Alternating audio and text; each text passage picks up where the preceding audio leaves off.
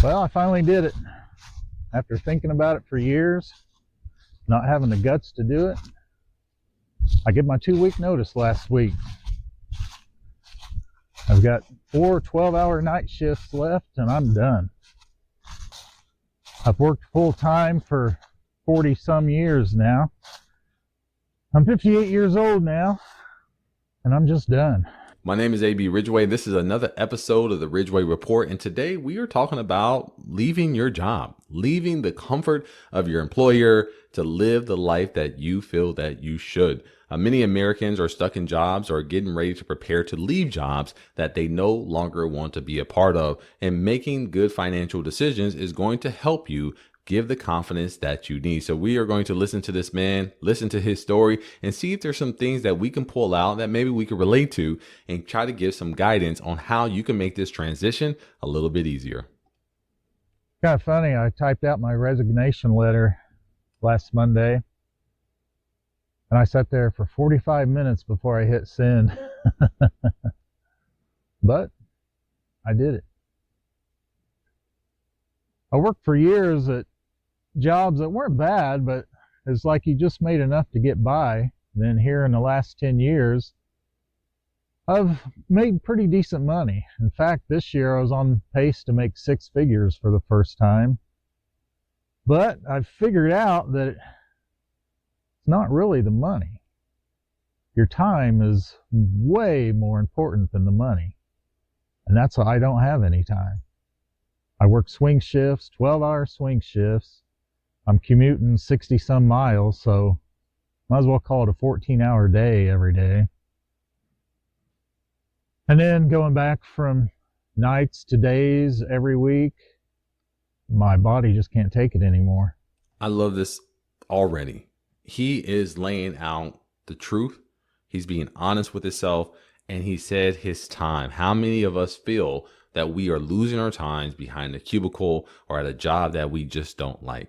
Now, I get it. We need income. We need to make sure that those ends are going to meet. The mortgage doesn't care about your feelings. The car payment doesn't care about your feelings. Your kids don't care about your feelings. They want to make sure that there are going to be resources that they can have. Now, how do we do that? That's why we have financial plans. We create financial plans because we need to figure out where we are and where we want to be, and if there is a gap, if any.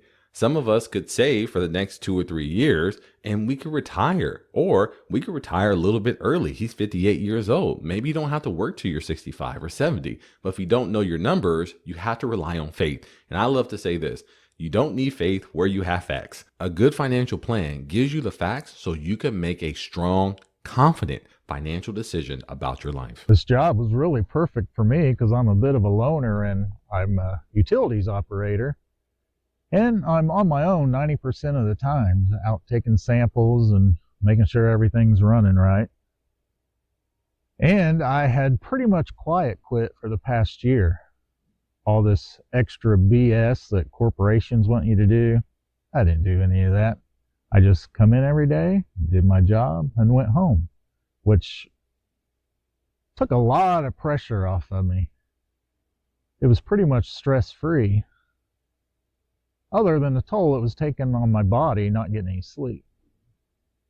I've kind of fell down a rabbit hole lately watching retirement videos here on YouTube. I've literally watched hundreds, I would say. I've seen a few different people on here recommend this Bolden software for retirement. And so I finally used one of the affiliate links and I signed up for that and punched in my numbers.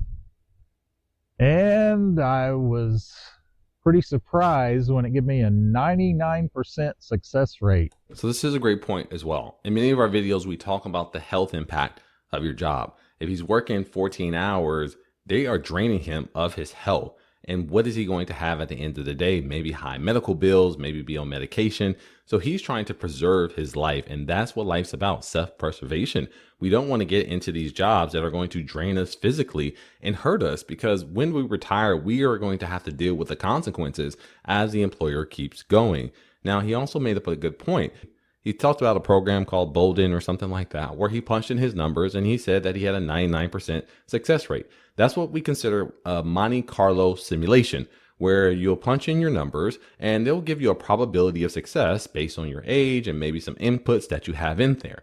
But unfortunately, a majority of people don't know how to actually use the software. It's almost like getting inside of a Corvette and you're an 8-year-old. Yeah, there's a lot of buttons, there's a lot of conveniences, but there's a lot of moving parts. So you may be able to get the car to start or maybe even to move, but you can't work it at full capacity and you might end up hurting yourself because you don't know how to use the system.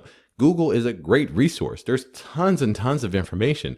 But what a professional does is, one, help you get to the information faster. And two, identify some of those blind spots and some of those variables some people don't consider. I hear things like, you should contribute to a Roth IRA. Well, if you make too much money, you may not be able to contribute to it, and you may have some penalties for doing so.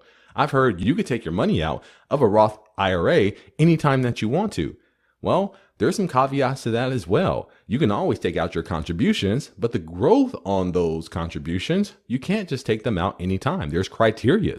You have to be 59 and a half. Also, you have to have the account open for at least 5 years. Also, think about your 401k. Well, I have $2 million in my 401k. I can just pull it out and I can put that into my savings account. There's going to be taxes and fees associated with it. He said he's 58 years old. He's under 59 and a half. So he's going to suffer a 10% penalty. And he's going to have to pay the taxes on that withdrawal. Is he ready to do that? Is he ready to lose a majority of his income making one bad financial decision? So he may have a 99% probability of success, which is good. We like to judge off of probability because no one knows the future. But making some bad financial decisions are not making decisions based on the financial information properly. With some of the downfalls or maybe some risk involved, you're going to hurt yourself and you're going to hurt your retirement. You may find yourself returning back to the workforce because you ran out of money or it wasn't truly the right decision for you. But this doesn't have to be you. You can always hire a professional. My name is AB Ridgeway. I'm a certified private wealth advisor. I've been in the business for over a decade. If you need help with these financial decisions, you can always schedule a consultation by clicking the link in the description below. And I would love to help you because you don't deserve to lose a majority of your retirement based on one bad financial decision.